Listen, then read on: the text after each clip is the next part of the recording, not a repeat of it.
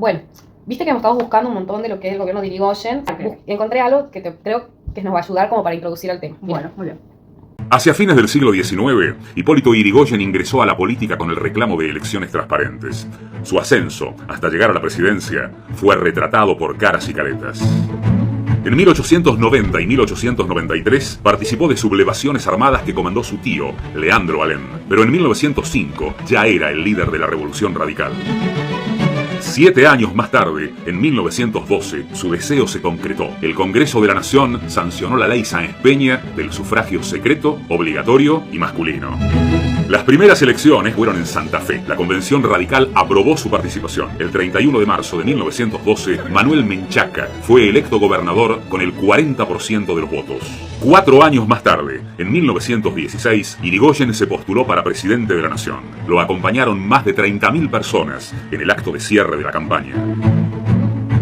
El día de la votación, la gente se agolpó en la sede de caras y caretas para seguir los resultados desde una pizarra. En una jornada épica, Yrigoyen ganó con el 47,25% de los votos. Inauguró el primer gobierno democrático de la historia argentina. El 12 de octubre, Yrigoyen asumió la presidencia en medio de una marea humana que lo acompañó desde el Congreso a Casa Rosada. Una de sus primeras medidas fue renunciar a su sueldo. Bueno, ¿viste? Sí, me encantó. Bueno, en ese momento había dos partidos políticos, digamos. Ajá. Estaban los conservadores y estaban los radicales. Parecido a lo de hoy. Claro, similar a los de hoy, así como Ajá. para que se entienda un poco. Sí. Dentro del radicalismo pertenecía a Yrigoyen, digamos. Sí. Estaba Yrigoyen, el cual fue el primer político en hacer campañas. Campañas políticas. Campañas políticas. Y fue a todo el país como para hacer campañas. Si bien él no tenía mucha labia, daba la promesa de una nueva nación, que literalmente pasó. Dentro de esas campañas políticas que hacía, tenían que esperar que se proclamen presidente en el colegio electoral. Sí. Y eso se proclamó el 12 de octubre de 1916. Desde ese momento en adelante nosotros empezamos a tener presidente democrático, digamos, Bien. Hipólito Yrigoyen. Muy bien. ¿Cuál era el problema del radicalismo en este momento? Sí. Era ¿cómo hacemos para gobernar una nación? Era algo nuevo, Era digamos. nuevo. Para los radicales sí, porque los conservadores eran los que más poder tenían en la mayoría de las provincias, digamos. Bien. Entonces, en ese momento, en 1916, solamente 3 provincias eran radicales: Santa Fe, Córdoba y Tucumán. Mira. 6 años después, Yrigoyen hizo lo que él quiso en todas las provincias y empezó a hacer radical las otras provincias. Sí. El problema es que para él hacer proyectos de leyes, necesitaba gente adentro del Senado. Claro. Los opositores siempre tenían diferencias con él, entonces nunca le aprobaban las leyes que él sacaba. Claro. ¿Qué hizo él? Entonces, hizo una carta dedicada a ellos. Ajá. Yo te la voy a escuchar. A ver. Veamos. El poder del Estado es un factor esencial de justicia y cuida de todos los intereses, buscando en el bienestar común la seguridad de cada uno. Pero la obra será poco eficiente si los intereses egoístas persisten en prevalecer sobre las justas demandas que garantizan la tranquilidad de todos. Esa es una de las cartas que él hizo dedicada, digamos, a sus opositores. Sí. Y Con el fin de poder englobar todo para Exacto. que puedan aprobar sus leyes. Sí, no se pudo. Entonces, ¿qué hizo? Achicó todo lo que es el gasto público y todo. Sí. Pero había un problema en este lapso. Empezó la Primera Guerra Mundial. Exacto, estábamos en la Primera Guerra Mundial, entonces había un súper problema económico. Sí. ¿Querés escuchar? A ver, veamos. Comienza un nuevo momento en la historia del siglo y los hombres se olvidan de que lo son y se matan entre ellos. Donde vivió una sonrisa, ahora habita uno. Y el gesto humano, leve como el aire, es ceniza. Mar. Entonces, por este hecho, Sí. las exportaciones empezaron a bajar, los ingresos también, los precios empezaron a subir, obviamente, y entonces comenzaron los reclamos de los trabajadores. No tan solo de los trabajadores, sino, ojo aquí, que en 1917, y es muy importante para la educación, Sí. estalla en Córdoba un revuelo estudiantil, en donde los universitarios le pedían a Yrigoyen una intervención federal en las universidades. ¿Qué quería decir? Que Yrigoyen los ayude a que las universidades se extiendan a todo el país. Sí. Y que haya un cambio en la planta docente, un nuevo plan de estudio y que las universidades sean un sistema en conjunto, digamos, y no Bien. estén gobernados por nadie. Y también poder sacar a todos los conservadores, digamos, de ahí. Que manejaban esa parte, ¿no? Exacto, que manejaban esa parte y obviamente era como imponente, digamos, la imagen de un conservador en las universidades. Eso también estuvo buenísimo de lo que hizo Yrigoyen. Fue lo más importante que hizo para la educación. ahí empezamos con los primeros movimientos de dirigentes de obreros. Ajá. Estos pertenecían a las empresas que había escasez de producción, entonces las empresas que hacían achicaban el personal o bajaban un poco el sueldo que les estaba pagando.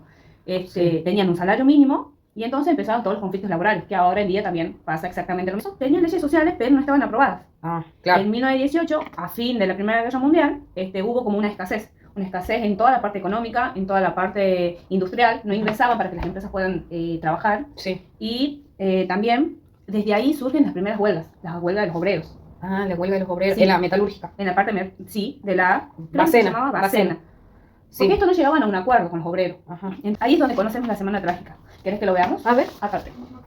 A la semana que va desde el 7 al 14 de enero de 1919 se la conoce como la Semana Trágica y, como todos los hechos relevantes del siglo XX, fue retratado por caras y caretas. El 7 de enero de 1919, un grupo de obreros que pedía jornada de 8 horas y mejores condiciones laborales fue reprimido, dejando 4 muertos. El jueves 9 de enero se realizó una huelga general. A las 3 de la tarde partió el cortejo hacia Chacarita. Lo que tenía que ser un homenaje a las víctimas terminó en emboscada. Miembros de la policía y del ejército comenzaron a disparar contra la multitud. El saldo, 12 muertos y 200 heridos. Aunque la represión iba en aumento, la huelga general no se levantaba. Caras y caretas reflejó el accionar de la policía, el ejército y la infantería en esos días negros. También de las manifestaciones autodenominadas patrióticas por la Unión Cívica Radical. El punto más alto del conflicto llegó cuando un grupo de trabajadores rodeó la fábrica Bacena para incendiarla. La respuesta fue una brutal represión con 24 muertos y 60 heridos. El día 11, el gobierno radical llegó a un acuerdo con la Federación Obrera que incluía la libertad a los 2.000 presos, aumento salarial, jornada de 9 horas y reincorporación a los despedidos.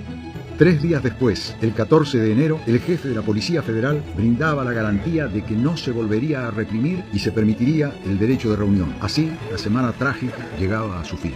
Esto pasó no solo en Buenos Aires, sino pasó a lo largo del país también. Lo que se sintió un montón fue en Santa Cruz, en la parte de la lanera. Claro. Entonces ellos tenían como demasiado stock de su lana y no tenían para hacer las exportaciones. Claro. Entonces eso estaba todo paralizado. Sí. Entonces eso se devaluó. Empezaron a vender acá a menos precios, digamos. Claro, y por ende, o sea, me imagino que explotaban más y empezaron a hacer como un grupo de obreros, como tipo gremios así, Gremios de obra, que los llamaban sí. anarquistas. Anarquistas. Esos gremios gremios entre comillas, anarquistas, estaban de la mano de Soto. Irigoyen, ¿qué hizo? Ante ese problema de lo que vos me estás contando de la lanera, Sí. envió a un militar, un coronel, que se llamaba Varela, para poder hacer un acuerdo con los obreros y decir, bueno, nosotros le vamos a ceder las 8 horas que querían, descansar los domingos, un pago. O sea, llegar a un arreglo. Exacto, digamos, llegar a un arreglo. Pero, digamos, en contrarrespuesta, que los obreros le den, o los anarquistas, devuelvan las armas y liberen a los rehenes. Porque tenían Ellos rehenes. habían tomado... ellos tenían Tenían rehenes. rehenes también, o sea, obvio, digamos que los rehenes eran los terratenientes, los jefes, también había Ellos militares. estos rehenes lo tenían para poder llegar a lo que ellos pretendían. Exacto, digamos. para llegar a donde en realidad llegaron. Claro. Entonces, cuando hacen el acuerdo, el 30 de enero del 1921 se firma ese acuerdo, Sí. entonces vuelve Varela, digamos, súper bien a Buenos Aires, diciendo, che, digo, oye, mira, ya te arreglé el problemita, quédate tranquilo. Pero, ¿qué pasó? Cuando se fue Varela, los terratenientes, los dueños de las empresas, de las productoras, Sí, han empezado a hacer lo que quieran, digamos, nuevamente. Entonces los obreros dijeron, no, 2 veces ya no. claro. Entonces, ¿qué hicieron? Otro revuelo más, súper grande, mucho más grande. Entonces los vuelve Irigoyen a enviar a Varela para que vuelva a hacer el arreglo. Sí. Y que si no se cumplía, si los jefes no cumplían, iban a ser fusilados. Sí. Pero no han creído nada los obreros y han dicho, Sí. no, ¿sabes qué? Y se volvió un enfrentamiento feroz con miles de muertos entre los militares de Varela y los obreros. Los obreros. Entonces, cuando Varela vuelve a Buenos Aires, Sí. si bien Irigoyen estaba molesto porque él no mandó a que Varela vaya a enfrentar a los obreros, Sí. no hizo nada, es como que nada, lo dejó pasar. O sea, Varela fusiló a los obreros. Sí, Es esto lo que pasó. Eso es Varela lo que pasó. no solucionó, fusiló a los obreros. exacto, Sin que Irigoyen haya dado ese mando. exacto, eso, exactamente.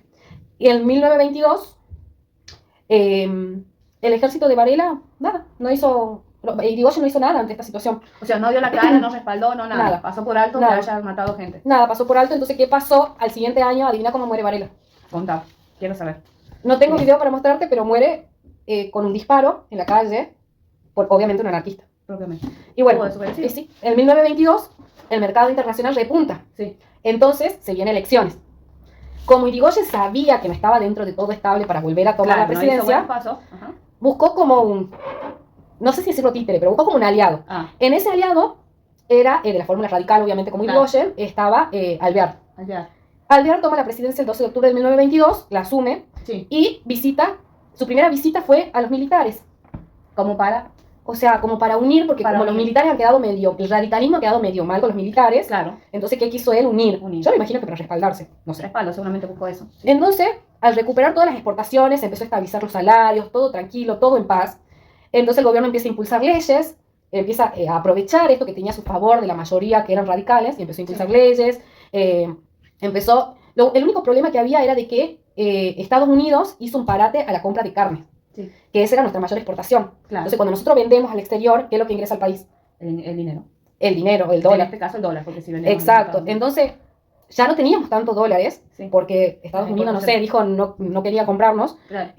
Entonces los obreros dijeron, bueno, ok, vendamos a quien nos compra y compremos a quien nos compra. Ajá. Entonces empezó a hacerse como una alianza con Inglaterra y no tanto con Estados Unidos. Ajá.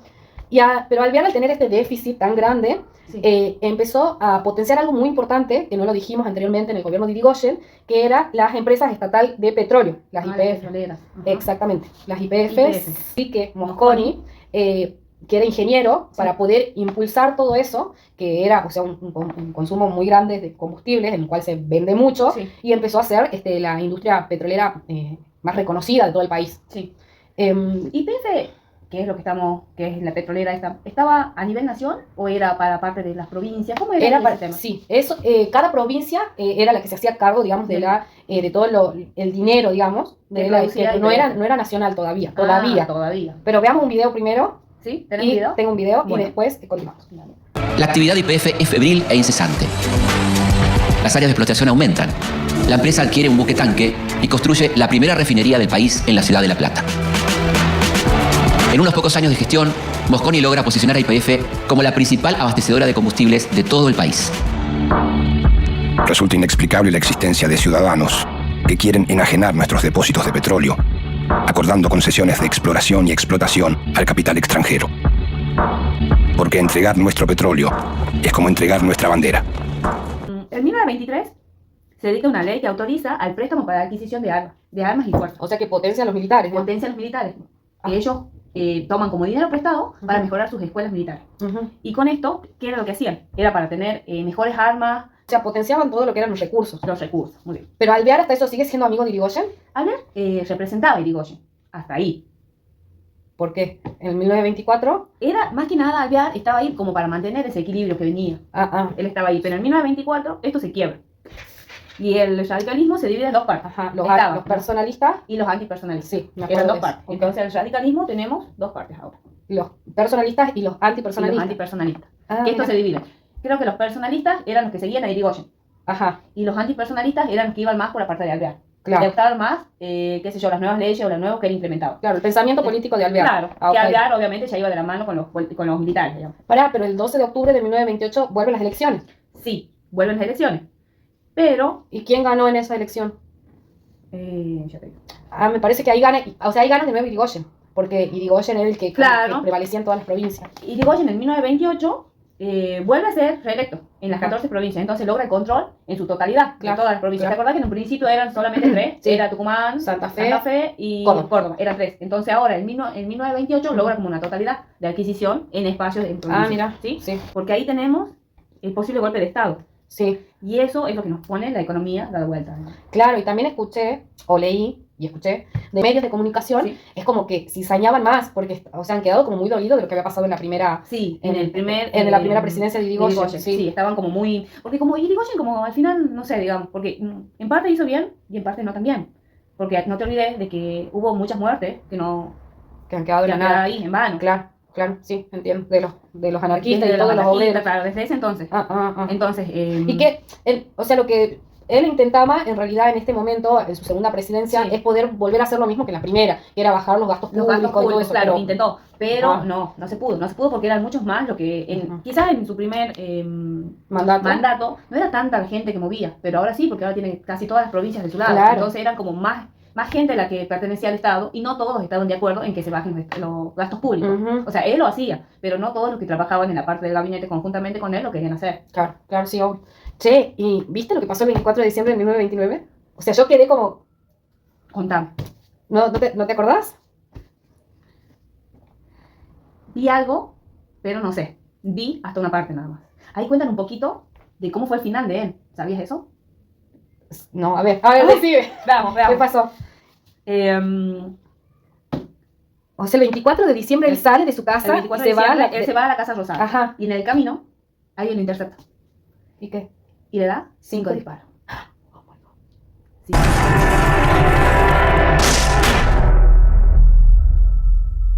¿Murió? No. No murió. Y llevaba un escudo del Capitán América. Ah, wow. ¿Y quién era el que disparó? Y había uno de los... ¿De los anarquistas? uno de los ¿En serio? anarquistas. Sí. Está loco. Sí. Wow, claro, han quedado resentidos de lo que pasó y no se olvidan. Sí. Bueno, la historia no se olvida, está bien. Bueno, no está mal, pero... Bueno. Y hasta eso ya era grande, ya era Ya era una viejito, persona ¿no? grande. Sí, Irigoyen ya tenía 78 años hasta ese entonces. Y obviamente con esa edad no podía seguir trabajando como lo venía haciendo. Entonces tenía que empezar a delegar, cosa que no quería. No quería delegar su trabajo, no quería que otro lo haga. Pero a esa edad y con complicaciones ya que tenía, no podía seguir. Entonces Claro. empezó a delegar. Claro, Y acá aparecen dos personas. sí, que son importantes, Agustín Justo y José José Uriburu. Uriburu. Sí. Ellos comienzan a conspirar contra el presidente.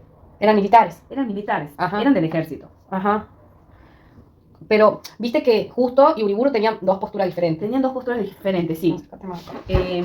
Justo es como que él quería como derrocarlo a Irigoyen, pero en un cortito tiempo, o sea, poder hacer que vuelvan las elecciones, o sea, la democracia. Claro. En cambio, Uriburu, Lo que quería es destituir directamente. chao, Sacarlo. directamente. Sí, para transformar eso, ¿no? Ellos lo que querían hacer era transformar por completo esa parte de la sociedad. Ujú, ujú. Sí, Y después, el 15 de septiembre de 1930, enfrenta una fuerte gripe, Irigoyen. ¿Te acuerdas que ya te había contado Ah, sí. que estaba que estaba que enfermo, ya era grande y viejito. que ya- Ahí él agarra una fuerte gripe. Y le da la presidencia da- a Martínez. Claro, al vicepresidente Ah. de ese entonces, que era Enrique Martínez. Ajá. Bien. Y el 6 de después- septiembre, Sí. Uriburu empieza como a sublevar todo lo que es lo militar y empieza a jugarlo a su favor. Y Sí, viste que te conté que la prensa era como muy anarquista y han quedado Sí. como resentidos. sí, Entonces se prenden a eso y empiezan a tirar folletos sí. de una revolución en aviones. O sea, Uriburu sacó aviones para tirar folletos en contra de Irigoyen Irigoyen, claro. para poder armar, digamos, una disturbia total.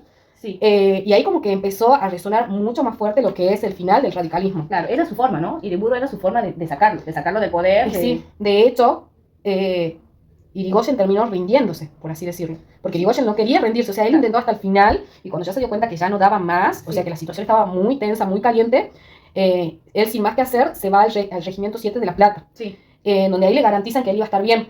Pero bueno, el otro... y luego los militares le encuentran un destino en la isla Martín García, a donde ahí es confinado, digamos. bien. ¿Querés ver el final?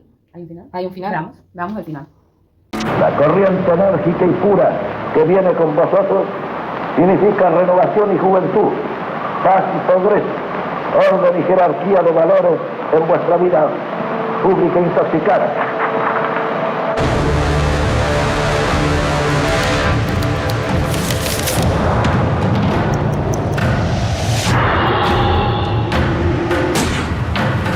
Después de años de fraude electoral, los grupos desplazados del poder por las elecciones limpias encuentran nuevos mecanismos para imponer sus voluntades.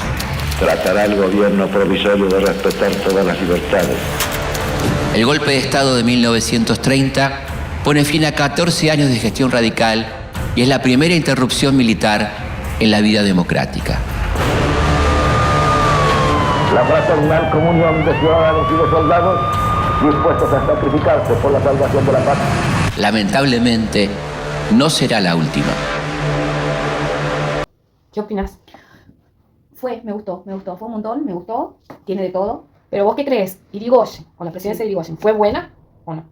Ay, no sé, tiene un poco de bueno y un poco de malo. ¿Quieres que lo busquemos? Dale, Lo busquemos. dale, lo busquemos en ChatGPT. Bueno, dale, lo buscamos. ¿Lo buscas vos o lo busco yo? Acá lo busco yo. Vamos a ver qué dice ChatGPT.